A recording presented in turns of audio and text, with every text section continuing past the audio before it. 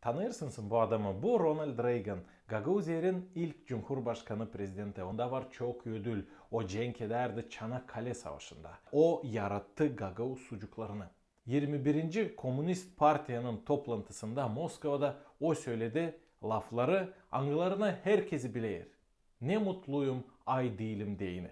Siz olmalı artık sorarsınız kendinizde. Ne söyler bu çocuk? Bende de var size bir soru. Siz denerseniz bilgileri, açan siz onları işiterseniz internette. Eğer inanarsaydınız her şeye de denemezsaydınız kaynakları o zaman propaganda oynar sizinle. Doğru bilgi korkmer denemekten. Doğruluğu söyleyen adam korkmer denemekten.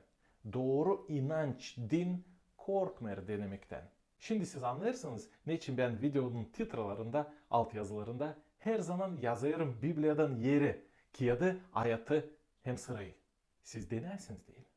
Deneyiniz benim laflarımı da ne ben söylerim bu videolarda. Ama denemediğini lazım biraz çalışma işleme.